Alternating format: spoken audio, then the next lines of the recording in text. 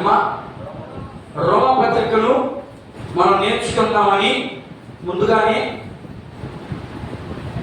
నేను మీకు చెప్పడం జరిగింది. రోమీయులకు రాసినటువంటి పత్రిక మొదటి అధ్యాయం. ఈరోజు వివరణ మాత్రమే ఇస్తాను. మరొక వారంలో దాన్ని క్షుణ్ణంగా పదం మనము ధ్యానం చేసుకుంటా వెళదాం. రోమా పత్రిక అంతా విన్నారంటే మీ బ్రతుకు మారిపోతుంది. ఒకవేళ అలా మారలేదు అంటే నీకు రక్షణ రాలేదని అర్థం. ఇది మాత్రం గుర్తుపెట్టుకోండి, ఓకేనా?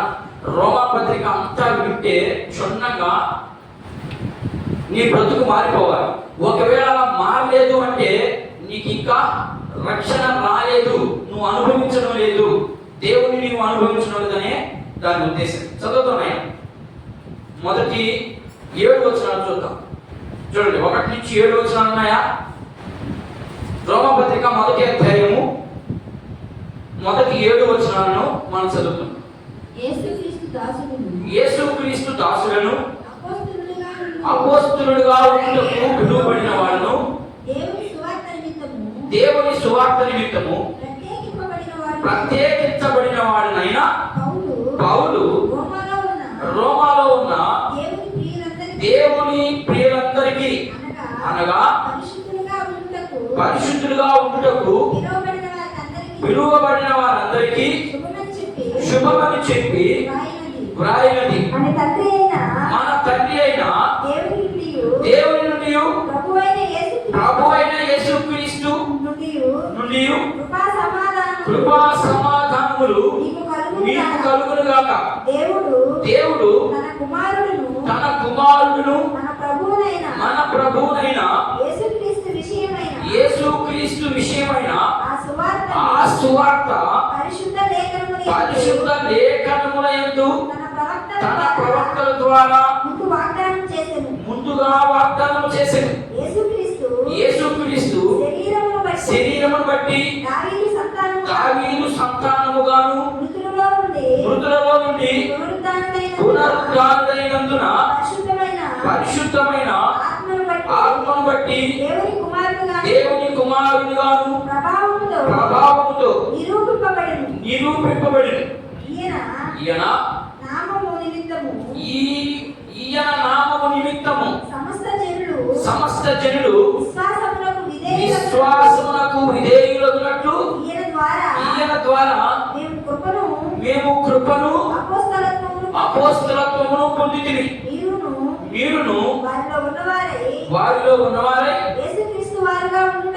యేసుక్రీస్తు వారుగా ఉండుటకు పిలువబడి ఉన్నారు. చిన్న ప్రార్థన. పరిశుద్ధుడా, జీవము కలిగినటువంటి నాయన నీకు వందనాలు. దివ ప్రభువా, చదవబడిన వాక్య భాగంలో నుంచి నాతోనూ నీ బిడ్డలతోనూ క్షుణ్ణంగా అర్థమయ్యే రీతిగా మీరు మాట్లాడి మీ నామానికి మహిమ తెచ్చుకునే రీతిగా మమ్మలను నీ సర్గముగా నీ రక్తములో కడిగి మమ్మల్ని పరిశుద్ధపరిచి పవిత్రపరిచి నీ రాజ్యానికి యుగయుగాలు వారసులుగా ఉండే భాగ్యాన్ని మీరు మాకు అనుగ్రహించినందుకై నీకు కృతజ్ఞతాస్తుతులు చెల్లిస్తూ ఈ ప్రార్థన యేసుక్రీస్తు వారి ఉన్నతమైన నామములో ప్రార్థిస్తున్నాము తండ్రి, ఆమేన్. చదవబడినటువంటి వాక్య భాగంలో నుంచి చాలా విషయాలు ఉన్నాయి. అందరూ బైబిళ్ళు మూసివేసి ఇద్దరు మాత్రమే బైబిల్ తీసుకోండి. ఇద్దరు చెరొక మైక్ దగ్గర పెట్టుకోండి. ఒకరు ఒక మాట చదవాలి, ఒకరు ఒక మాట చదవాలి. ఒకరే చదివేదానికి లేదు. ఇద్దరు చదవండి, 2 మైకులు ఉన్నాయి, ఓకేనా? నిదానంగా అర్థమయ్యే రీతిగా చదవండి, ఓకేనా? మొదటిగా ఈ యొక్క పత్రిక యొక్క ఉపోద్ఘాతం అంటే మీకు ఆల్రెడీ తెలుసు. ఉపోద్ఘాతము అంటే పత్రిక రాసేదానికి కొన్ని ఉద్దేశాలు ఉంటాయి, కొన్ని పద్ధతులు ఉంటాయి. అక్కడ ఉన్నటువంటి రాజ్యాంగం, అక్కడ ఉన్నటువంటి రాజ్య పరిపాలన బట్టి పౌరసత్వం ఉన్నవాడే రాయాలి ఏదైనా ఈ లేఖ. అలాంటి ఉద్దేశాలన్నింటినీ అసలు ఆయన ఎందుకు రాశాడు, ఏం జరుగుతుంటే రాశాడు అనే విషయాన్ని మనం క్షుణ్ణంగా తెలుసుకున్నాం. మొదటిగా నేను ఇక్కడ 6 పాయింట్లు రాశాను. 6 పాయింట్లో కొన్ని విషయాలు మాత్రమే మీకు తెలియపరచడం జరుగుతుంది. ఎందుకంటే ఇది టీచింగ్ కాదు, ప్రీచింగ్ కాబట్టి మీకు కొన్ని విషయాలు మాత్రమే. చాలా విషయాలు ఉన్నాయి దీంట్లో, ఇంచుమించు 12 విషయాలు ఉన్నాయి. 12లో మీకు మాత్రం సగం మాత్రమే చెప్తాను. సగం వాక్య భాగంలో నుంచే నేను వివరిస్తాను. మొదటిగా ఎవరు రాశారు, ఈ యొక్క పత్రికని ఎవరు రాశారు? అపోస్తలుడైన పౌలు. ఎక్కడుంది ఆ వచనం? చూపించగలరా?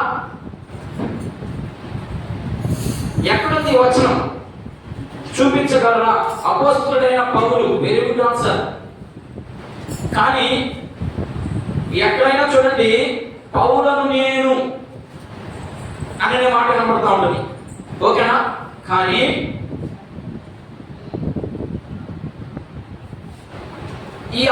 ఈ రోమా పత్రికలో రోమా పత్రిక ఎవరు రాశారు అనే దానికి ఆధారాలు ఏమైనా చూపించగలరా? అపోస్తలుడైన పౌలు అని పైన హెడ్డింగ్ పైన ఉంది కాబట్టి అపోస్తలుడైన పౌలు మంచిదే. కానీ మన వాక్య భాగాన్ని నేను ఆల్రెడీ మీకు చెప్తా ఉన్నాను. ఏమని? ఒక క్రమం పెట్టాను. ఫలానా వారం ఫలానా పుస్తకం ఉంటుందని. దాన్ని 7 రోజుల్లో ఒక్కొక్క అధ్యాయాన్ని, ఒక్కొక్క రోజు ఒక్కొక్క అధ్యాయాన్ని చదివినా లోపల పుస్తకం అంతా చదివేస్తాడు. అలా చదవడం లేదు అంటే అపోస్తలుడైన పౌలే రాశాడు అని చెప్పినట్టు. పౌలే రాశాడా? ఏమా పౌలు రాశాడనే దానికి ఏమన్నా క్లారిటీ ఏమన్నా ఉందా? వచనం ఏమన్నా ఉందా? చెప్పాలి. లేదు. పౌలు చెప్తామంటే తెర్తియా, అర్థమైందా? తెర్తియా అనే వ్యక్తి రాశాడు. 16వ అధ్యాయము 22వ వాక్యాన్ని ఒకసారి చూడండి. ఎవరు రాశారు అక్కడ కనబడుతుంది? రోమీయులకు రాసినటువంటి పత్రిక 16వ అధ్యాయం 22వ వచనాన్ని ఒకసారి చదువుదాం. మైక్ తీసుకొని పత్రిక రాసిన తెత్తియు అను నేను ప్రభువునందు మీకు వందనములు చేయుచున్నాను. ఏం చెప్పాడు ఇక్కడ? 2 విషయాలు ఉన్నాయి. కానీ ఈ యొక్క రోమా పత్రిక రాయడానికి చెప్తా ఉంటే రాసినటువంటి వ్యక్తి ఎవరు? తెర్తియా. అంటే 2 విషయాలు ఉన్నాయి. మొదట పౌలు చెప్తా ఉంటే తెర్తియా అనే విశ్వాసి లేదా భక్తిపరుడు రాసినట్లుగా మనకు 16వ అధ్యాయం 22వ వాక్యంలో కనబడతాం. అంటే దీని అభిప్రాయం ఏంటి? ఇప్పుడు పౌలు రాశాడు అనడం మంచిదే, కానీ క్లారిటీ కావాలి మనకి. వాక్య భాగంలో నుంచి కొంత ఇన్ఫర్మేషన్ అన్నా కావాలి. ఓకేనా? ఇప్పుడు మొదటి భాగంలో పరిచయంలో లేదా వివరణలో పరిచయం కదా ఆయన. ఇది వివరణ, ఉపోద్ఘాతం. అర్థమైందా? ఉపోద్ఘాతంలో కొన్ని విషయాలు. మొదటిగా ఎవరు రాశారు అనే దానికి కొంత వివరణ వచ్చింది. ఎప్పుడు రాశాడు? ఎప్పుడు రాసుంటాడు రామరిగా? క్రీస్తు శకం 57. Very good answer. 57, 58 మధ్యలో రాశాడు. క్రీస్తు శకం 57, 58 ఈ మధ్యలో రాశాడు. ఈ మధ్యలోనే రాశాడు అనడానికి కారణం ఏంటి? ఈ మధ్యలోనే రాశాడు అనడానికి బలమైన కారణం ఉంటుంది. చెప్పగలరు ఎవరైనా? అపోస్తలుల కార్యం చదివారు ఎవరైనా? ఎవరు చదవాలి? సరే. అపోస్తలుల కార్య గ్రంథంలో ఈయన సువార్త దండయాత్ర మిషనరీ ప్రయాణంలో, నేను చెప్పేది కొంచెం కన్ఫ్యూజన్ ఉండొచ్చేమో, కన్ఫ్యూజన్ అవ్వకండి, మీకు క్లారిటీ ఇస్తున్నాను. సువార్తకి వెళ్ళాడు కదా ఈయన. అదంతా ముందు మనం చూసుకుంటూ వస్తాం. ఎలా సువార్తకి వెళ్ళాడు, ఎక్కడి నుంచి ఎక్కడికి వెళ్ళాడు, ఏ ప్రాంతాలు తిరిగాడైనా అనే విషయాన్ని కూడా మనం లోపలికి వెళ్ళినప్పుడు కొన్ని చూద్దాం. ఈయన క్రీస్తు శకం 57 నుంచి 58 మధ్యలో 3వ మిషనరీ ప్రయాణం. అర్థమైంది? ఎన్ని ప్రయాణాలు చేశాడు పౌలు? 3 ప్రయాణాల్లో ఇదే చివరి ప్రయాణం. ఈ ప్రయాణంలో రోమా పత్రిక రాశాడు. రోమా పత్రిక రాసి చనిపోవడం జరిగింది. హతసాక్షిగా చంపేశాడు. ఓకేనా? ఈ సువార్త ఈ 3వ మిషనరీ ప్రయాణంలో చివరిలో కొంత మీకు ఇంకా ముందుకు వెళ్ళేటప్పుడు అర్థమవుతుంది. ఈ రోమా పత్రిక ఎవరు రాశారు అంటే 3వ మిషనరీ ప్రయాణంలో ఈయన ఈ పత్రిక రాశాడు. ఎప్పుడు రాశాడంటే 57లో రాశాడు. ఎందుకు రాశాడు, రాయాల్సినటువంటి అవసరం ఏంటి అనే విషయం మీద ఇప్పుడు ఎప్పుడు రాశాడు అనే దానికి నేను నోటి మాట చెప్పేదానికన్నా కొన్ని వచనాలు కానీ మనం గమనిస్తే మనకు మీకు క్లియర్గా ఉంటుందని నేను కొంత మీకు నేర్పించాలని అనుకుంటున్నాను. చూద్దాం. అపోస్తలుల కార్యముల గ్రంథము ఎందుకు ఎక్కడి నుండి రాశాడు, ఎక్కడి నుండి రాశాడు ఉందమ్మా ఉంది. ఇదిగో ఈ 5వ పాయింట్ రాశాడు. దాన్ని ఎక్కడి నుండి రాశాడంటే ఈయన కొరింథీ ప్రాంతం నుంచి రాశాడు. అర్థమైందా? కొరింథీ ప్రాంతం ఉంది కదా, కొరింథీ ప్రాంతం, కొరింథీ పట్టణం, కొరింథీ సంఘం ఉంది కదా. మా వాడు చెప్పినట్లుగా క్రీస్తు సంఘం మాత్రమే రాస్తుంది. నో, రాంగ్ ఇది. అట్లయితే కొరింథీ సంఘం అని బైబిల్లో ఎందుకు పెట్టాడు?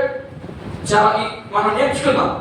వాక్యాన్ని ఉన్నది ఉన్నట్లుగానే నేర్చుకోవాలి, లేనివి కల్పించి చెప్పకూడదు. వాక్యమే చెప్తా ఉంది. కాబట్టి ఎక్కడి నుండి రాశాడు దీన్ని? కొరింథీ పట్టణం నుంచి లేదా కొరింథీ అనే ప్రాంతం నుంచి వ్రాయబడడం జరిగింది. దానికి మీకు నేను రెఫరెన్స్ ఇస్తా ఉన్నాను. చూద్దాం. అపోస్తలుల కార్యముల గ్రంథము 18వ అధ్యాయం. నేను చూడండి 18వ అధ్యాయం. ఏమేం చేశాడు రాయడానికి బలమైన కారణాలు కూడా నేను చూపిస్తాను. నేను కూడా మీకు చెప్పడానికి బలమైన కారణాలు చెప్తా ఉన్నాను. చెప్తాను చివరిలో. అన్వయింపండి. ఆయన 18వ అధ్యాయం తీసారా? 23వ వాక్యం చదవండి ఒకసారి. 18వ అధ్యాయం అపోస్తలులు. అక్కడ కొంతకాలం ఉండిన తర్వాత బయలుదేరి వరుసగా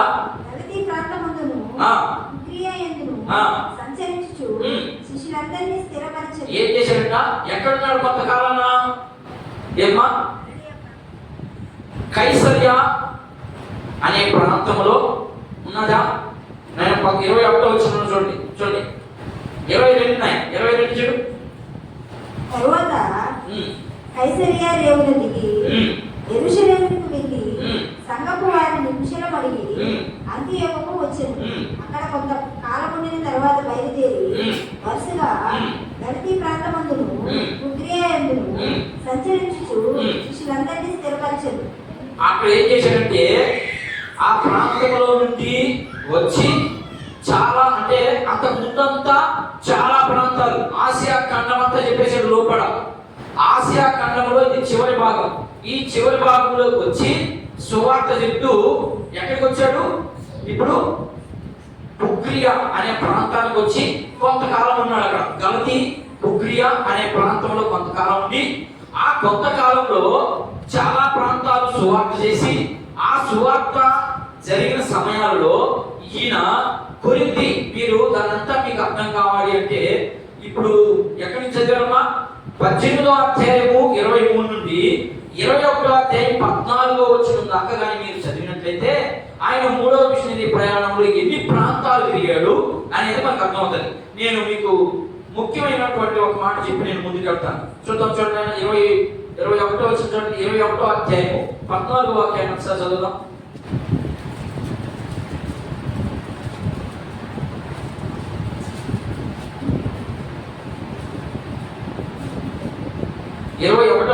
అపోస్తలుల కార్యం 21వ అధ్యాయం 14వ వచనం ఒకసారి చూడండి. అతడు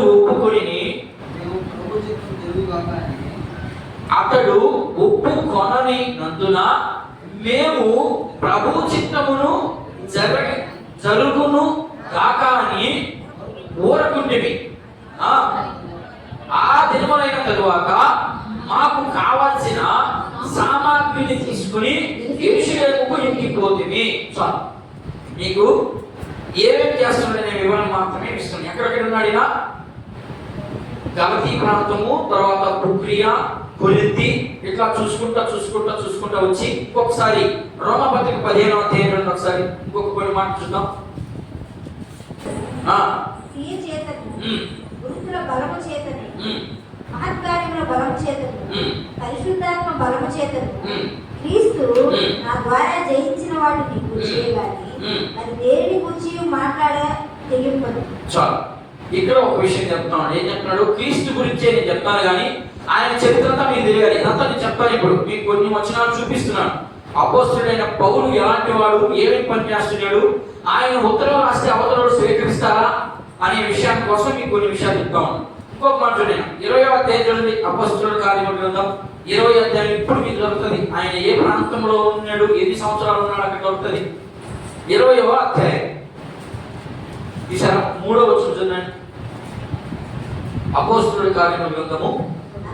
అతడు అక్కడ 3 నెలలు గడిపి ఓడ ఎక్కి సిరియాకు వెళ్ళవలనని ఉండగా అతని విషయమై యూదులు కుట్ర చేసినందున మాసిదోనియా మీదుగా తిరిగి రావాలని నిశ్చయించుకొని మరియు పూరు కుమారులను బెరయా పట్టణస్థుడైన సుబఫెతును తెస్సలోనికయలో ఉన్న అర్కిసాబును సెకెంద్రేను దెర్బే పట్టణస్థుడైన గాయాను తిమోతిను ఆసియా దేశస్థుడైన తుకీకు త్రోఫిము అతనితో కూడా వచ్చిరి. వీరు ముందుగా వెళ్ళి త్రోయలో మా కొరకు కనిపెట్టుకొని ఉండిరి. పులియని రొట్టెల దినమైన తరువాత మేము ఓడ ఎక్కి ఫిలిప్పుని విడిచి 5 దినములు త్రోయాకు వచ్చి అచ్చట వారి గత 7 దినములు గడిపితిమి అనే మాట కనబడతాం. అంటే ఇక్కడ ఏమేం చేస్తున్నాడైనా ఇశ్రాయేలుకి లేదా యూదులకి పౌలు అంటే చాలా కోపం. ఎందుకని పౌలు అంటే అంత కోపం? క్రైస్తవ మతంలోనికి చాలా మందిని మార్చేస్తా ఉన్నాడు. మతం కాదు ఇది, మార్గం. వాళ్ళు ఏమనుకుంటారంటే ఫస్ట్ వచ్చినటువంటి జాతి ఏది? జాతి అంటే మతం అంటే దాన్ని ఏమంటారు మన ఇంగ్లీష్లో? మొన్న ఏమో రాశారు రిలీజియన్. వెరీ గుడ్,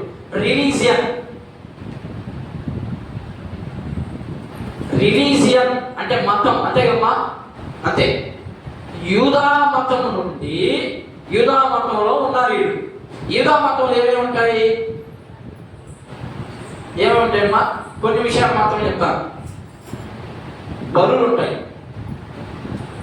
2 ఆచారాలు ఉంటాయి, 3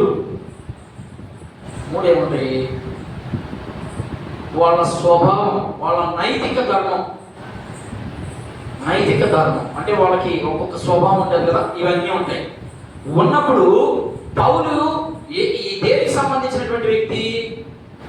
యూదా మతానికి సంబంధించినటువంటి వ్యక్తి. అయితే ఇప్పుడు ఈయన ఏం చేస్తున్నాడు? క్రైస్తవంలోనికి మారుస్తున్నాడు, సువార్త చెప్తున్నాడు.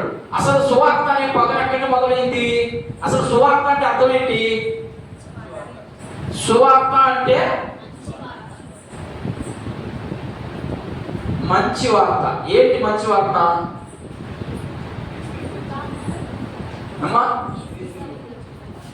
సువార్త అనే పదం అర్థం ఏంటి అంటే మంచి వార్త. Very good. మంచి వార్త ఏంటి? అంతకు ముందు చూపిస్తున్నాడా? మా అమ్మకానికి డౌట్ వస్తాం. వీడి తిక్క ప్రశ్నలన్నీ వస్తా ఉంటారు. మాకేం అర్థం కాకపోయినాయి అనుకుంటున్నారు. మంచి వార్త ఎప్పుడు పుట్టింది? ఇది మంచి వార్త యేసు ప్రభు పుట్టిన తర్వాతనే వచ్చిందా, లేకపోతే అంతకు ముందుందా? యేసు ప్రభు పుట్టిన తర్వాతనే మంచి వార్త అయింది ఇది. అంతకు ముందంతా అసలు సువార్త అనే పదం ఏమిటి? క్రైస్తవుడా? చాలా మందికి తెలియనటువంటి సత్యాలు చాలా ఉన్నాయి. క్రైస్తవునికి సువార్త అనే పదానికి క్రైస్తవునికి సంబంధం లేదు. రమ్మనం ఎక్కడుందో చూపిమని నాకు, ఎవరినైనా సరే. సువార్త అనే పదం ఎక్కడ బయలుదేరింది అంటే పాత నిబంధన కాలంలోనే ఉంది ఇది. ఏంటి పాత నిబంధనలో సువార్త అంటే? ఒక రాజుకి కొడుకు పుట్టాడు అంటే అది మంచి వార్త వాళ్ళకి. ఎందుకని? ఆ రాజ్యానికి వారసుడు పుట్టాడు ఇవ్వతే అనేదే వాళ్ళకి సువార్త. అది సువార్త. సువార్త పదం ఎవరిది? ఇప్పుడు క్రైస్తవుగా మరి పాత నిబంధనలో ఉన్నటువంటి యూదులుగా? పాత నిబంధనలో ఉన్నటువంటి యూదులు వాడుతున్నటువంటి పదాన్ని ఇప్పుడు యేసుక్రీస్తు మన కోసం చనిపోయాడు కాబట్టి, ఎలా చనిపోయాడు? సిలువలో బలియాగం చేసి చనిపోయి తిరిగి లేచాడు కాబట్టి ఇది మంచి వార్త అయింది. ఆయన తిరిగి లేకుండా ఇది మంచి వార్త అవడం వల్ల దాన్ని గమనించాలి వాక్యాన్ని. ఏంటంటే ఇక్కడ రాజు పుట్టాడు కాబట్టి ఇది సువార్త అయింది. సువార్త అంటే అందరికి మంచి వార్తది. సువార్త అంటే అర్థం మంచి వార్త. మంచి వార్త అంటే ఏంటి? పలానా రాజుకి పలాని కొడుకు పుట్టాడు కాబట్టి ఆ రాజు చచ్చిపోతే మనం ఇంకొకటి ఎన్నుకోవడం అవసరం లేదు, వాడే కంటిన్యూషన్ అవుతాడు. ఇది వాళ్ళకి పాత నిబంధనలో ఉన్నటువంటి పద్ధతి. ఇప్పుడు అది యేసు ప్రభుకి అన్వయించడానికి కారణం ఏంటంటే యేసు ప్రభు నా కోసం చనిపోయాడు, నా కోసం బలియాగం అయ్యాడు, అవడమే కాదు మళ్ళా తిరిగి లేచాడు. ఇది మంచి వార్త, అది సువార్త అంటే అర్థం. చాలా మందికి సత్య తెలియదు. ఓకేనా? సువార్త అనే పదం ఎక్కడి నుంచి వచ్చింది? పాత నిబంధనలో ప్రారంభమయ్యి క్రొత్త నిబంధనలో మంచి వార్తగా మార్చబడింది. ఏంటయ్యా మంచి వార్త అంటే మనకు ఆల్రెడీ తెలుసు. యేసు ప్రభు నా కోసం చనిపోయాడు, తిరిగి లేచాడు. ఆయన ఏ రీతిగా అయితే చనిపోయి తిరిగి లేచాడో నేను కూడా అదే విధంగా లేస్తాను. ఎప్పుడు? నేను ఆయన్ని సృష్టించినప్పుడు, నేను ఆయన చెప్పిన మాటలు విన్నప్పుడు మాత్రమే నేను లేస్తాను. ఇది మనకు మంచి వార్త. సంఘానికి మంచి వార్త ఏంటి అంటే నేను ఒకవేళ చనిపోతే నేను మరలా తిరిగి ప్రభు ఎలాగో లేచాడో అలాగే నేను లేస్తాను. మాకు మరణము లేదు, శరీర మరణమే ఉంది కానీ ఆత్మకు మరణము లేదు. ఈ శరీరము మట్టే కనుక ఇది మట్టిలో పాతి పెడతారు, నేను మాత్రము దేవుని దగ్గర, ఆత్మ దేవుని దగ్గర నుంచి వచ్చింది కాబట్టి ఇది దేవుని దగ్గరికి వెళ్తాది అనేది సువార్త. అంటే ఇంత విషయం ఉంది, అర్థమైంది అనుకుంటాను. ఇప్పుడు సువార్త చేస్తా ఉన్నాడు. ఇక్కడ ఉన్నటువంటి యూదులకి కోపం వచ్చింది. ఏంటి కోపం వచ్చింది? అక్కడ ఉన్నటువంటి రాజులు ఎవరున్నారు? అక్కడ రోమా సామ్రాజ్యంలో చాలా మంది ఉన్నారు. ఎవరు? డొమేషియన్ చక్రవర్తి ఉన్నాడు, నీరో చక్రవర్తి ఉన్నారు, ఆ తర్వాత చాలా మంది, అలెగ్జాండర్, చాలా రకరకాలైనటువంటి రాజులు పరిపాలించడం జరిగింది. వాళ్ళ గురించి ప్రకటన చేయకుండా ఈయన యేసు ప్రభు గురించి ప్రకటన చేయడం మొదలుపెట్టేసరికి ఎలా మొదలుపెట్టాడయ్యా ఆయన అంటే, ఇదిగో పాత నిబంధనలో ఉన్నటువంటి పద్ధతులన్నీ కూడా ప్రయోజనకరమైనటువంటి కావు, వాటి వల్ల ఏమి మనకు ఆదాయం లేదు. ఆదాయం అంటే మన భాషలో చెప్తున్నాను, వాటి వల్ల ప్రయోజనం ఏముండదు. అవి చేసినా నువ్వు మళ్ళా వెళ్తావు ఎక్కడికి? పాతాళంలోకి, నరకంలోకి వెళ్తావు. వాటి వల్ల ఏ ప్రయోజనం లేదు. అవి నిన్ను పరిశుద్ధులుగా చేయలేవు. అవి వాటి ద్వారా నీవు రక్షించబడవు, నీ ప్రాణానికి రక్షణ లేదు అనే సిద్ధాంతాన్ని పౌలు తీసుకొచ్చాడు. అదంతా మీకు నేను వివరిస్తాను ముందుకు పోయే రోజుల్లో. అర్థమైందా? పౌలు ఏం తీసుకొచ్చాడు? మీరు ఏం పడలేదు, నేను చెప్పినట్టు చేయండి. నేను చెప్పినట్టు ఏంటంటే యేసు ప్రభు ఏం చెప్పాడో దాన్ని మాత్రం చేయండి. ఏం చెప్పాడు ఆయన? రోమపత్రిక 1వ అధ్యాయం 16-17 వచ్చిన చదువు ఆయన ఏం చెప్పాడు చూద్దాం. అక్కడ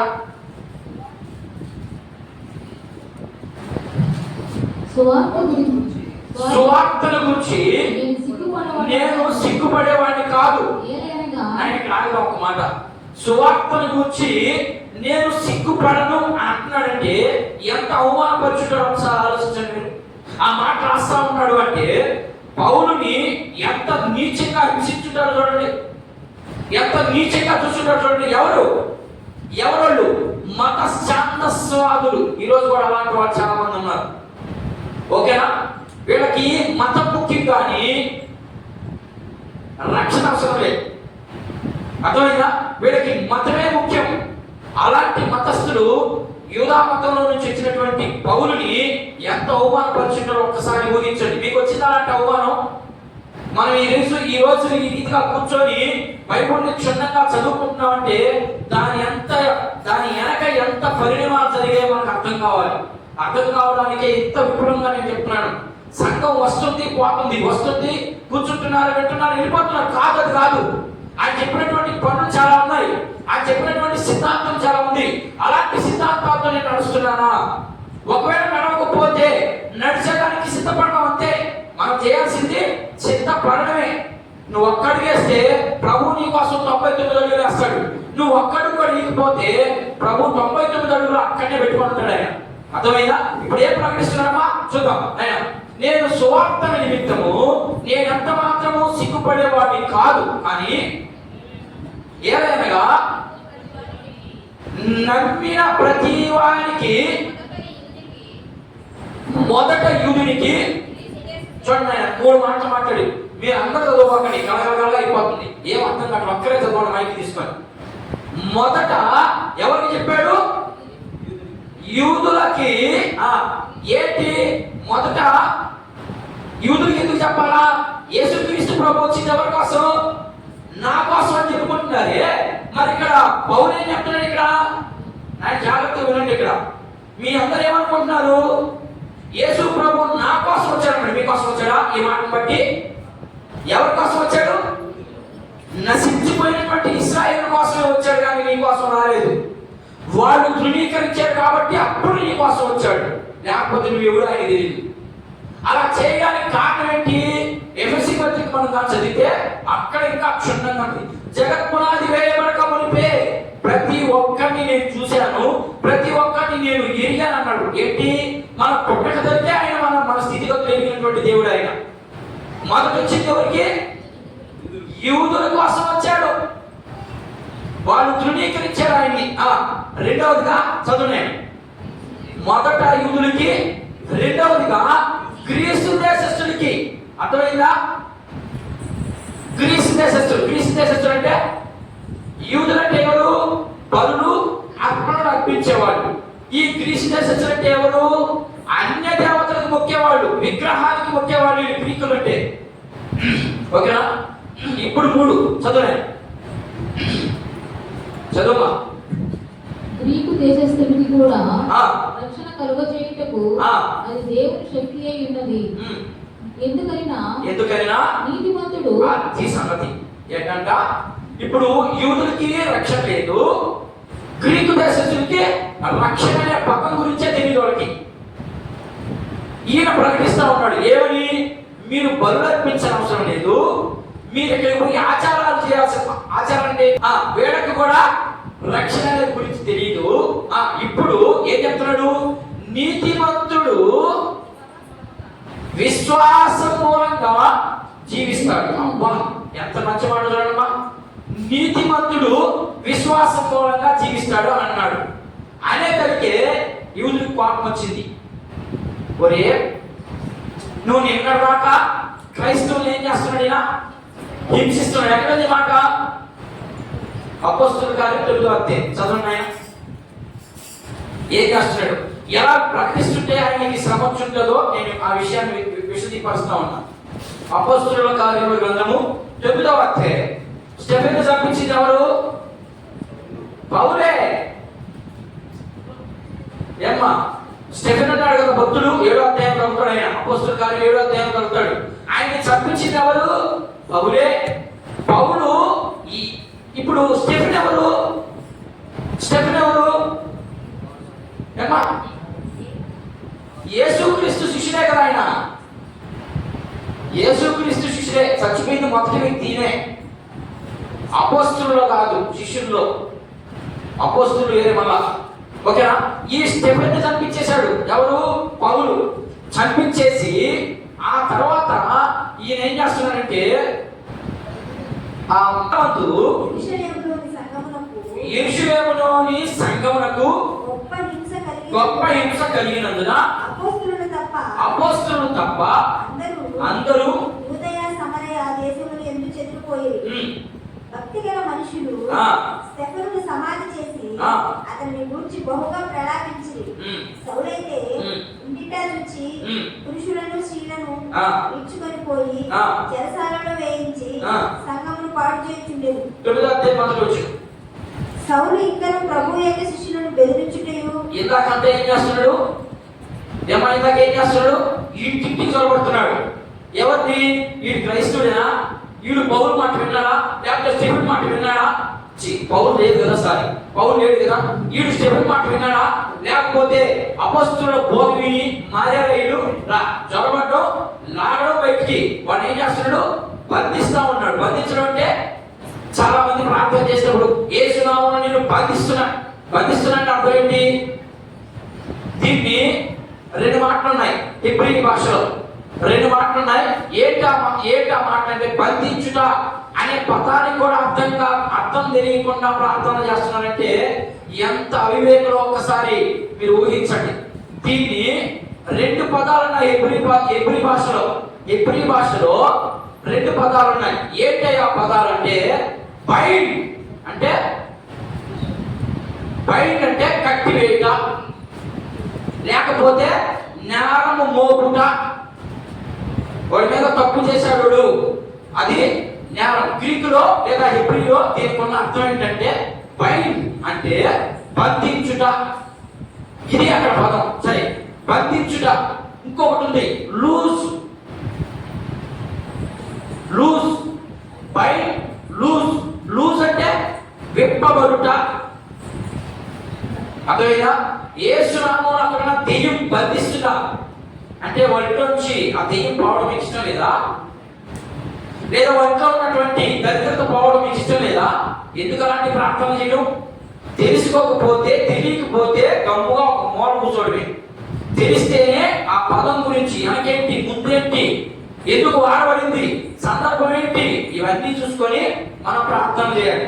యేసు నామమున బంధిస్తున్నానంటే వాడు గొప్ప కొలేరైపోవాలని ఇంకా అలాంటి ప్రార్థన మీరు దయచేసి ఇవ్వకండి. నాగగా నేర్చుకునే వాళ్ళు మాత్రం అలాంటి ప్రార్థన చేయొద్దు. దేవుడే విడిచిపెడితే దెయ్యాన్ని మీరు మధ్యలో బంధించడానికి ఏమ్మా ఎంత దౌర్భాగ్యమైన ప్రార్థన చేస్తున్నా చూడండి. దేవుడే విడిచిపెట్టాడు సైతాన్ని భూమి మీదకి. మరి నేను బంధిస్తున్నాను ప్రభు అంటే నువ్వు బంధిస్తే బంధించేస్తాడైనా? మత్తయి సువార్తలో మాట్లాడుతుంది, మీరు పరలోకమందు, మీరు భూలోకమందు ఏది బంధిస్తారో నేను పరలోకంలో దాన్ని బంధిస్తాను. అసలు కాన్సెప్ట్ చదివారా? మత్తయి సువార్త 7వ అధ్యాయం కాన్సెప్ట్ చదివారా? చదివితే కదా మీకు అర్థమవుతుంది. చదవకున్నాడు బంధించాడు ఉంది, నేను మరి బంధిస్తా.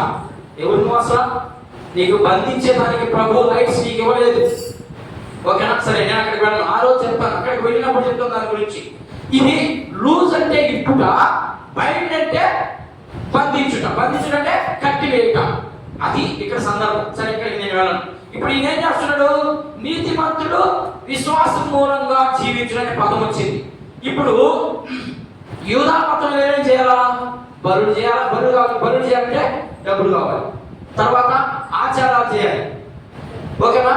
ఇప్పుడు ఇవన్నీ చేసేదానికన్నా మీరు యేసు ప్రభు మీద విశ్వాసం అన్నది చాలు, మీకు రక్షణ వచ్చేస్తుంది.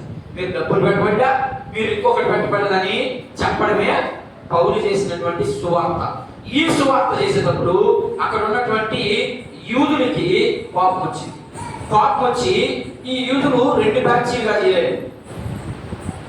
ఒక బ్యాచ్ ఏమో సున్నతి సబ్బాతు. సున్నతి అంటే తెలుసు కదా?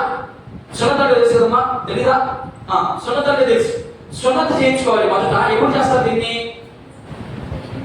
8వ రోజు చేస్తారు. పుట్టిన తర్వాత 8వ రోజు చేస్తారు సున్నతి.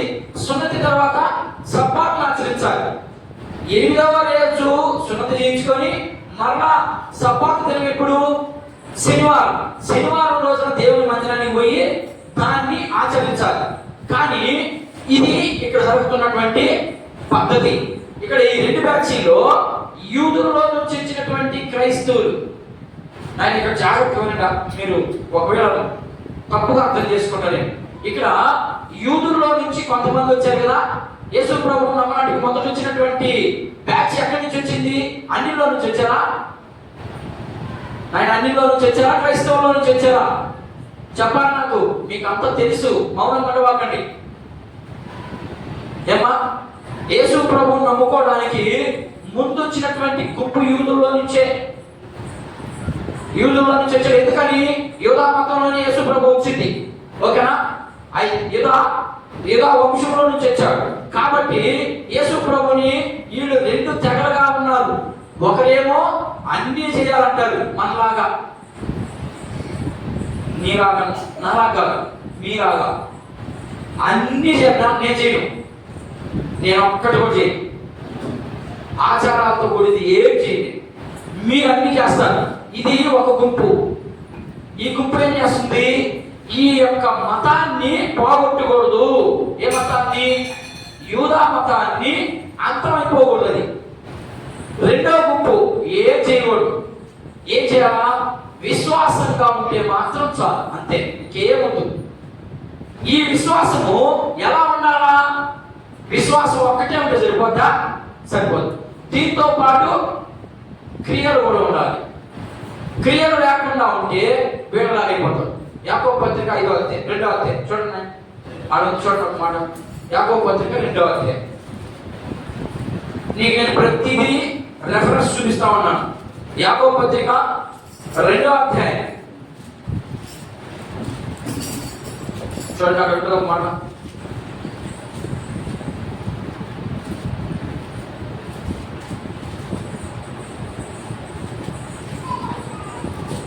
ఇరవై నాలుగు యాకోబు పత్రిక 2వ అధ్యాయం 24. మనుషుడు విశ్వాసం మూలమున మాత్రము గాక ఏం చెప్తాడు అక్కడ? చాలా మంది నేను విశ్వాసంగా ఉన్నానండి. ఓకే, మంచిదే, నీ విశ్వాసం చాలా మంచిది. మళ్ళీ గుర్తుందా? మనుషుడు విశ్వాసం మూలమున మాత్రము గాక విశ్వాసం మూలంగా కాక క్రియల మూలమున నువ్వు చేసే ప్రతి అబ్జర్వేషన్ చేసుకోవాలి. నువ్వు క్రియల మూలంగా నీతిమంతుడని ఎంచబడినని నీతిమంతుడుగా తీర్చబడినని మీరు దేని వలన గ్రహించితిరి? ఏమా? క్రియల వల్ల, దీని వలన. ఓకేనా? విశ్వాసము క్రియ లేకుండా ఉంటే ఇదిగో ఎలా అయిపోతారు మీరు? ఎలా అయిపోతారు? అన్ని ఆచారాలు పద్ధతులు పాటించే వాళ్ళలాగా అవుతారు. అలా ఉండొద్దు. అలా ఉంటే మీకు ప్రయోజనం ఏం లేదు. మీరు మాత్రం విశ్వాసులే. పేరుకు మాత్రం పెట్టుకొని చేస్తారు సంకల బైబుల్. సంకల బైబుల్ పెట్టుకొని వచ్చి ఒక్క క్రియ కూడా ఉండదు. ఖచ్చితంగా క్రియారూపకంగా ఉండాలి. నంబర్ 1. ఇప్పుడు ఇది విశ్వాసులకేనా, బోధించే వాళ్ళకి కూడానా? మొదట దేవుని వాక్యం ఎవరికి? బోధించేవాడికే. మొదట నేను సక్రమంగా ఉండి మీకు చెప్తే నాకు ఒక అర్థం ఉంటుంది. నేనే పనికి మాలినోడి మీకు చెప్తే మీరు వింటారా? అది దాని అర్థం. ఇక్కడ యాకోబు ఏం చెప్తున్నాడంటే, మీరు విశ్వాసంగానే ఉన్నారు, మీరు బోధిస్తున్నారు, మేము సంఘ పెద్దలు అనుకుంటున్నాము, మేము సంఘంలో మేమే గొప్ప అనుకుంటున్నాము, కానీ క్రియ లేదు మీ దగ్గర. అలాంటి క్రియ లేని వాళ్ళు నిష్ప్రయోజకులు. అంటే మీరు ప్రయోజకులు కాదు నా విషయంలో. నాయన మీరు మరో ఇంటికి పోయి మాట్లాడుకోవాలి. అర్థమైందా? నా విషయంలో క్రియారూపకంగా ఉంటేనే తప్ప, లేకపోతే నా విషయంలో మీరు నిష్ప్రయోజకులు, అంటే పనికిరాని వాడు మీరు అని చెప్తున్నాడు ఇక్కడ వాక్యం. అది దాని అర్థం ఏంటంటే, క్రియలు ఖచ్చితంగా ఉండాలి. క్రియలు లేకుండా నేను విశ్వాసిని, నేను పాట పాడతాను, నేను వాక్యం చెప్తాను, నేను బోధిస్తాను, నేను తెల్ల డ్రెస్ వేసుకొస్తాను ఆదివారం, అందరి ముందు ముసుగేసుకొని మాట్లాడతాను, ఇవన్నీ వేస్ట్. నీకు సరిగా విశ్వాసం గురించి అవగాహన లేకుండా, క్రియ చేసేదానికి అవకాశమే లేకుండా ఇలాంటి నాటకాలన్నీ దేవుడు చూస్తాడు, రాస్తాడు. ఈరోజు యూదుల్లో ఉన్నటువంటి 2 బ్యాచీలు 2 అభిప్రాయాలు ఉన్నాయి. ఈ 2 అభిప్రాయాన్ని ఇప్పుడు పౌలు ఇప్పుడు దాకా ఏం చేస్తున్నాడు? యేసుక్రీస్తు ప్రభువుని నమ్ముకుంటే చంపేస్తున్నాడు, ఈడ్చుకోబోతున్నాడు, రకరకాలుగా చేస్తున్నాడు. అలాంటి తరుణంలో ఈయన అలాంటి వాడు అకస్మాత్తుగా మారిపోయాడు. మారిపోవడానికి కొంచెం కారణం ఉంది, అది కూడా వివరిస్తాను. ఈయన అలా హింస చేస్తా ఉన్నప్పుడు యేసు ప్రభువు ఈయన దర్శించడం జరిగింది. ఎలా దర్శించాడు? దమస్కు మార్గంలో వెళ్తా ఉన్నాడు. ఆ మార్గంలో వెళ్తా 9వ అధ్యాయం చూడండి. దమస్కు మార్గంలో ప్రయాణం పోయి క్రైస్తవులందరినీ చొట్టకుండా పోతా ఉన్నాడు. ఇంకా చుట్టుపక్కల ఉన్నటువంటి ప్రాంతాలందరికీ వెళ్ళి క్రైస్తవులే లేకుండా చేయాలనుకున్నారు, అనుకుంటా పోతున్నాడు. ఆ పోయే సమయంలో యేసు ప్రభు మాట్లాడుతున్నాడు. చూడండి 9వ అధ్యాయం చదువు మాట చదువు. రోమాపత్రిక అపోస్తలుల కార్యములు 9వ అధ్యాయం చదువునే. ఈ మార్గమందున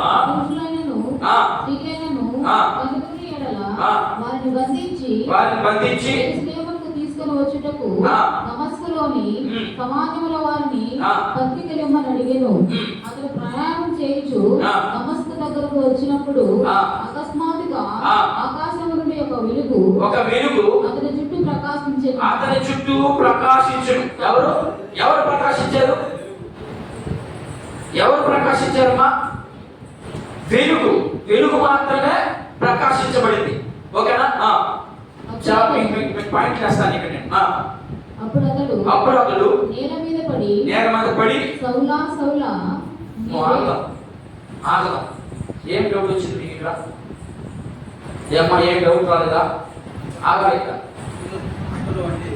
అమ్మా. అప్పుడు అతడు నేల మీద పడి సౌలా. ఎవరు పడ్డారు? ఎంత మంచి మాట కుదరడా. మీరు గమనించాలి ఏంటి? ఇప్పుడు ఏం చదువుతా ఉంది చూడండి. మళ్ళీ నేను చదువుతా చూడండి. ఆమెకన్నా నేను ఇంకా క్లియర్గా చదువుతా చూడండి. అతడు ప్రయాణము చేయించు దమస్కు మార్గమునకు వచ్చినప్పుడు. ఎవరతడు? సౌలు. ఓకేనా? సౌలు దమస్కు మార్గంలో ప్రయాణం పోతా ఉన్నాడు. వచ్చేసరికి దమస్కు మార్గం వచ్చింది. ఎంట్రన్స్ అయ్యాడు. ఎంట్రన్స్ అయిపోయినప్పుడు అకస్మాత్తుగా ఆకాశం నుండి వెలుగు అతని చుట్టూ, ఎవరి చుట్టూ?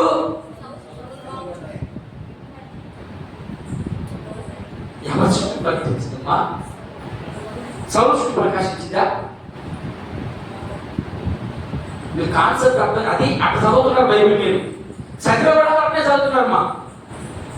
పాస్టర్లో కూడా ఇట్లా చదువుతున్నారు. ఇవి ఎందుకని తెలియక, ఎప్పుడు ఏ పదం ఉపయోగించాడు, ఏ పదాన్ని బట్టి మనం ఎలా అర్థం చేసుకోవాలి అనేది తెలియక, ఇప్పుడు అకస్మాత్తుగా ఆకాశం నుండి ఒక వెలుగు అతన్ని చుట్టూ ప్రకాశించును.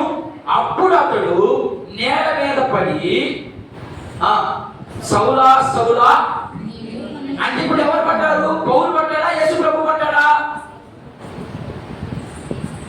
అక్కడ చదివి చెప్పండి. మనక చదవండి, మళ్ళీ చదవండి. అప్పుడు అతడంటే ఎవరు అమ్మా?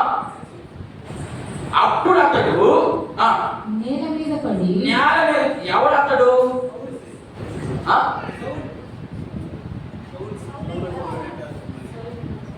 చూడండి, అది పరిశీలన అంటే వాక్యాన్ని చదవడం కాదు, చదివిన దాన్ని మనం ఎలా అర్థం చేసుకుంటున్నాం, ఏం మాట్లాడుతున్నాడు అక్కడ భక్తుడు రాసేటప్పుడు, ఆ పదాన్ని ఎందుకు ఉపయోగించాడు అనేది మనం అర్థం చేసుకోవాలి. నేను మళ్ళా చదువుతూ చూడండి, మీకోసం దీన్ని రిపీట్ చేస్తాను మళ్ళా. అతడు ప్రయాణము చేయుచు దమస్కు మార్గమునకు వచ్చినప్పుడు. ఎవరు వచ్చారు?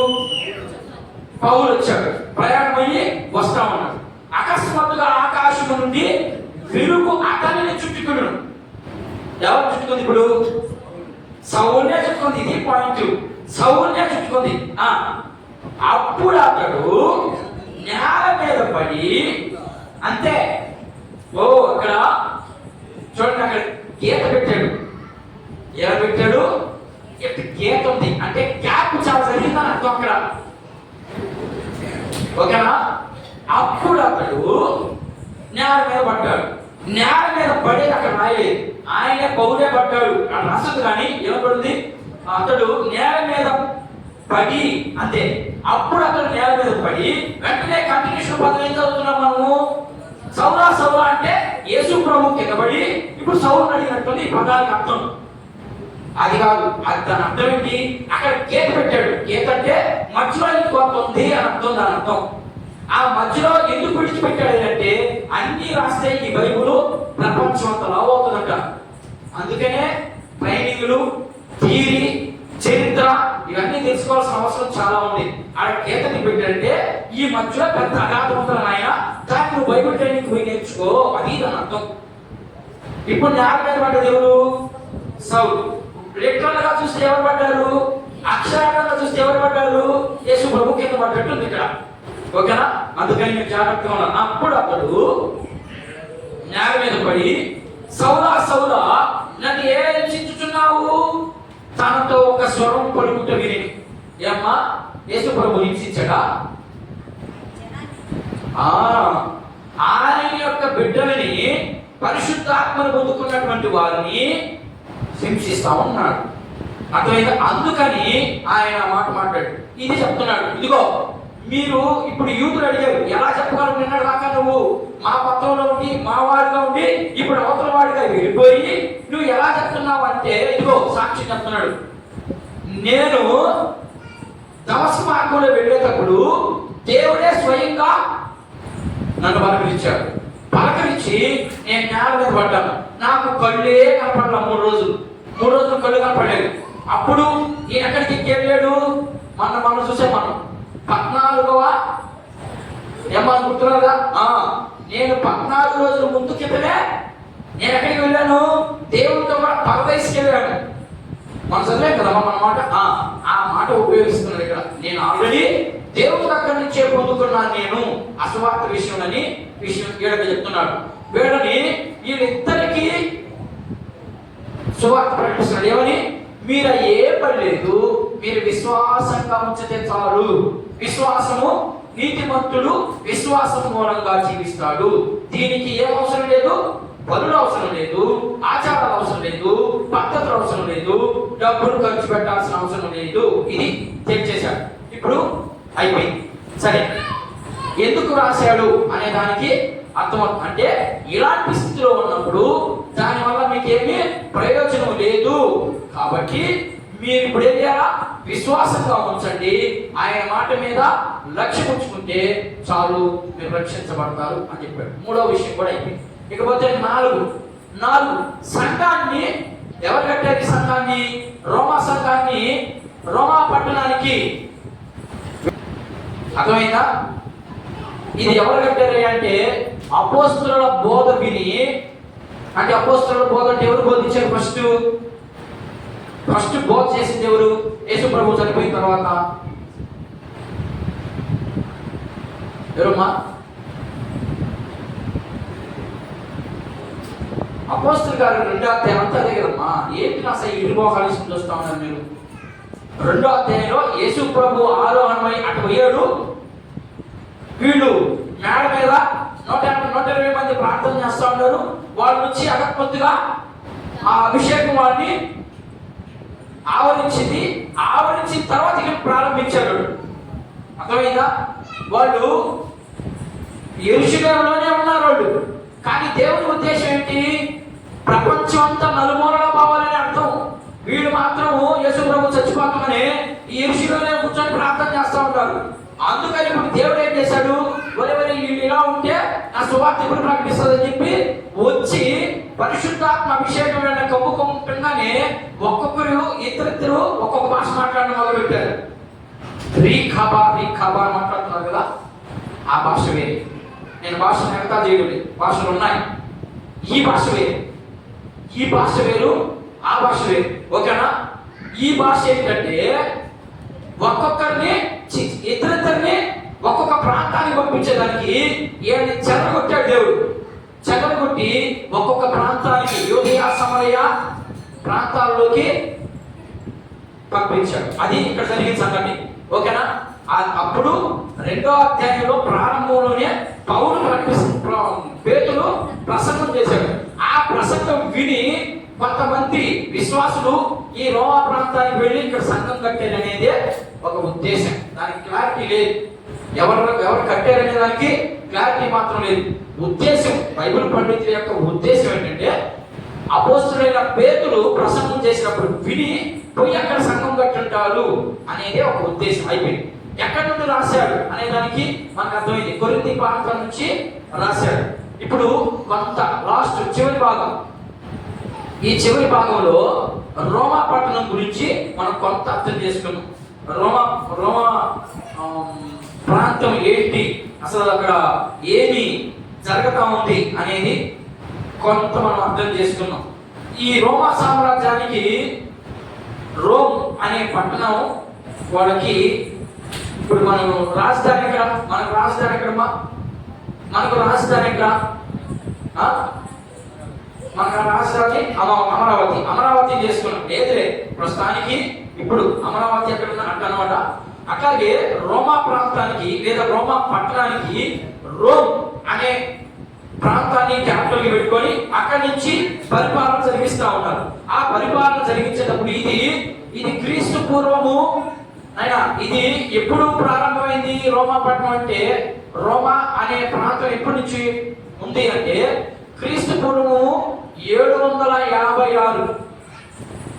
ఒక్క నిమిషం అంతే. 756 లేదా 53 ఈ సంవత్సరంలో రోమా పట్టణం ఉంది. కానీ క్రొత్త నిబంధనలో అప్పుడు ప్రారంభమైంది. ఓకేనా? రోమా పట్టణం. దీంట్లో ఏమేమి జరుగుతుందో కొన్ని విషయాలు చూపించి నేను ముగించేదానికి సిద్ధపడతాను. ఇది క్రొత్త నిబంధనలో ఎక్కడా ప్రస్తావన చేయలేదు. తిబారు చూడండి, ఇక్కడ చూడండి, తిబారు నది ప్రాంతమున ఇంచుమించుగా ఒక 15 మైళ్ళ దూరంలో మధ్యధరా సముద్రం ఉంది. మీకు ఎన్ని తిబారు నది ప్రాంతంలో ఇంచుమించు ఒక 15 నుంచి 20 మైళ్ళ దూరం మధ్యలో ఉంది ఈ ప్రాంతం. ఏది? రోమ్ లేదా రోమా ఆ పట్టణం అక్కడ ఉంది. ఇది చాలా పురాతనమైనటువంటి పట్టణం.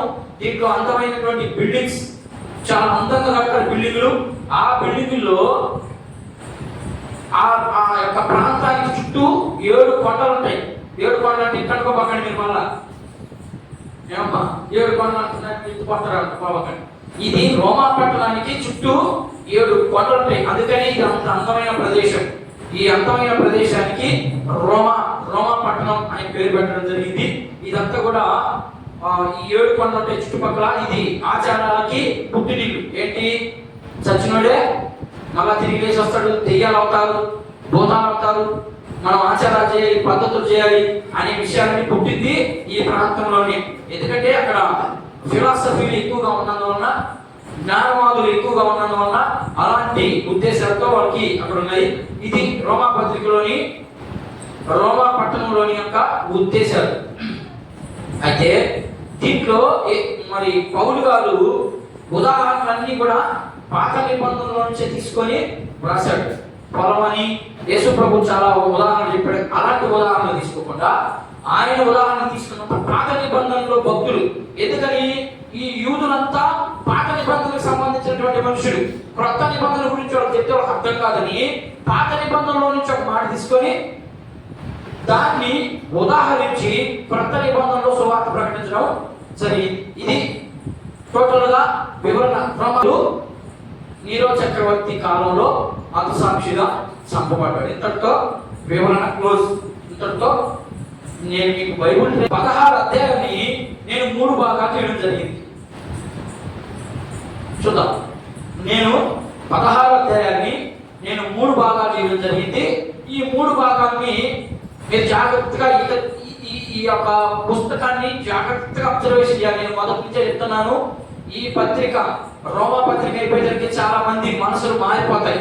దేవుడి కోసం అంతైనా చేద్దామని బుద్ధి పడుతుంది. ఓకేనా? అట్లా పుట్టలేదు అంటే నీకు ఇంకా రక్షణ రాలేదనే దాని అర్థం. ఒకటి సిద్ధాంతపరమైనటువంటి, అంటే సిద్ధాంతం అంటే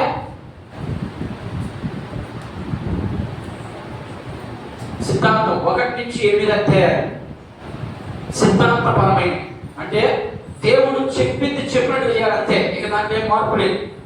2 ఒకటో అధ్యాయము 1 నుంచి 8వ అధ్యాయం చివరి భాగం వరకు ఏంటంట? సిద్ధాంతపరమైనవి. సిద్ధాంతాలు కొన్ని ఉంటాయి కదా, మనకు కూడా ఉన్నాయి కొన్ని సిద్ధాంతాలు. ఏమని? అధికారం, దేవుని యొక్క అధికారం. నేను ఎట్లా రాస్తాను చూడండి. దేవుని యొక్క అధికారం 9వ అధ్యాయము నుండి 11 అధ్యాయాలు. 9 నుండి 11 అధ్యాయాలు దేవుని గురించి, ఆయన అధికారం, ఆయన ఎలాంటి వాడు అనేది చూపిస్తా ఉన్నాడు. అక్కడ ఎవరికి చెప్తా ఉన్నాడు? ఈ పత్రిక రాసింది ఎవరికి? రోమిలికి. అట్లాగని మనకు అనుకోబాకండి, మనకు లేదనుకోబాకండి, మనం నేర్చుకునే దానికి వచ్చాం. రోమిలికి, గ్రీకులకి, యూదులకి, ముగ్గురికి కలిపి ఆ ప్రాంతంలో ఉన్నారు. ఆ ముగ్గురికి రాస్తున్నాడు. ఓకేనా? ఇకపోతే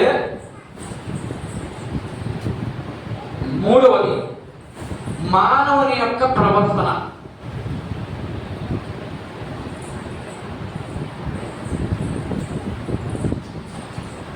నుండి 16 అధ్యాయం జాగ్రత్తగా వినండి, అబ్జర్వేషన్ చేయండి.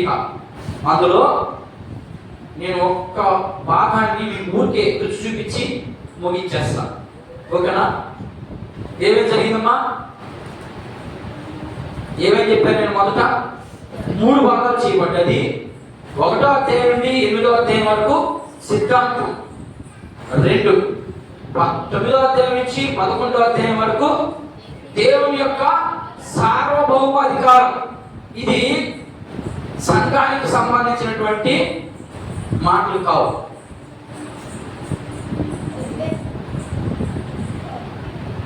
ఇది బాగా వినాల. ఇక్కడ 9వ అధ్యాయము, 10వ అధ్యాయము, 11వ అధ్యాయము ఇశ్రాయేలీయులకు సంబంధించి. ఇది మాత్రం జాగ్రత్తగా వినాలి మీరు. ఇది మనకు ఎలాంటి సంబంధం లేదు. చెప్పేది అర్థమవుతుందా? ఈ అధ్యాయాలలో 9వ అధ్యాయం నుండి 11వ అధ్యాయంలో ఉన్న మాటలు మనకు వర్తించబడవు. ఒక మాటలో చెప్పాలంటే వర్తించబడినప్పుడు ఎందుకు రాశాడంటే ఇశ్రాయేలు యొక్క చరిత్ర తెలియాలి మనకి. వాళ్ళు ఎలా ఉన్నారు, నువ్వు ఎలా ఉన్నావు. ఓకేనా? మీకు మనకు కాదు అన్నారు కదా, దీంట్లో ఒక ఉదాహరణ ఇస్తా ఎలా కాదు అనేదానికి. ఓకేనా? 10వ అధ్యాయం రోమపత్రిక 10వ అధ్యాయం. మీకు ఒక మాట చెప్పి మనకు కాదు అని చెప్పేసాను నేను. అర్థమైందా? మనం నేర్చుకోగలిగిన వారిమే తప్ప మనకి కాదు. మనం దాంట్లో నుంచి నేర్చుకోవాలి తప్ప మనకు కాదు. ఓకేనా? 10వ అధ్యాయం 8వ వాక్యం. అదేమని చెప్పుచున్నది? ఏదది ఏమ్మా? అదేం చెప్తుంది? అదేం చెప్తుంది అన్నావు. ఏదది? వాక్యమే. చదువు. అదేమని చెప్పుచున్నది? అదేమని చెప్పుచున్నది? వాక్యముని యొద్దను నీ నోటను నీ హృదయములోనూ ఉన్నది. అది మేము ప్రకటించు విశ్వాస వాక్యమే. అదేమనగా యేసు ప్రభు అని నీ నోటితో ఒప్పుకొని దేవుడు మృతులలో నుండి ఆయనను లేపునని నీ హృదయమందు విశ్వసించిన యెడల నీవు రక్షించబడుదువు. ఓకేనా? ఏమన్నా అక్కడ మీకు ఇప్పుడు ఇలాంటి ప్రశ్న ఇప్పుడు రాలేదా? ఏమన్నట? యేసు ప్రభు అని నీ నోట ఒప్పుకుంటే నీవు రక్షించబడు. అంటే యేసు ప్రభు దేవుడని మీకు తెలీదా? తెలుసా తెలీదా? నేను చెప్పేది అర్థమవుతుందా? కొంచెం కన్ఫ్యూజన్ గా ఉందా? కన్ఫ్యూజన్ గా ఉంటుంది. ఎందుకంటే ఎప్పుడు ఇన్నట్టు లాంటిది మీరు, అందుకని మీకు కన్ఫ్యూజన్ గా ఉంటారు. ఏమని చెప్తుంది ఇక్కడ? యేసు ప్రభు అని నువ్వు ఒప్పుకుంటే నువ్వు రక్షించబడతావు అన్నాడు. అంతేనా? ఇప్పుడు నేను అలా పసిబిడ్డలు లేవదీసి యేసు ప్రభు ఎవరని అడుగుతా, ఆ అమ్మ ఏం చెప్తుంది? ఏం చెప్తుందమ్మా? దేవుడు ఏం చెప్తుంది? మరి ఆయన రక్షణ చేసిందా? దాన్ని బట్టి మీరు అర్థం చేసుకోండి. నేను ఇంకా ముందు దాని వివరణ క్లియర్ ఇస్తాను మీకు. ఈ 9వ అధ్యాయము, 10వ అధ్యాయము, 11వ అధ్యాయము ఇశ్రాయేలుతో మాట్లాడుతున్నాడు అని మాత్రం మీరు గుర్తుపెట్టుకోవాలి. ఎక్కడ మాట్లాడినా ఇది మనకేం కాదు. మనం దాంట్లో నుంచి నేర్చుకోవాలి. మనం ఒప్పుకున్నావా దేవుడి దగ్గర? ఇప్పుడు ఇదే మాటను తీసుకొని మనం సంపూర్ణంగా ఒప్పుకున్నామా దేవుడని? దేవుడిని ఒప్పుకుంటే మనం ఎలా ఉండాలి? క్రియారూపకంగా ఉండాలని యాకోబు చెప్పాడు. అందుకని మనం క్రియతో కలిగి ఉండాలి. మన విశ్వాసం ఎలా ఉండాలి? దేవుడు ఏం చెప్పాడు, నా జీవితం అలా ఉందా లేదా? ఒకవేళ అలా లేకపోతే అలా ఉండేదని సిద్ధపడ్డాడు. ఇది మనం నేర్చుకోవాల్సింది. దీంట్లో నుంచి ఈ అధ్యాయాల్లో మనం నేర్చుకోవాల్సిన పాయింట్ అది. ఓకేనా? 3వది మన యొక్క ప్రవర్తన. అదే చెప్తున్నాడు ఇక్కడ. చివరిగా 12వ అధ్యాయం నుండి 16వ అధ్యాయం వరకు మానవులు ఎలా ఉండాలి, వాళ్ళు ఏం చేయాలి, ఎలా ఉండాలి, వాళ్ళ పద్ధతులు ఏంటి అనే విషయాలు తెలియడమే ఇది. ఇక్కడ ఇంతటితో రోమా పత్రిక వివరణ పూర్తిగా అయిపోయింది.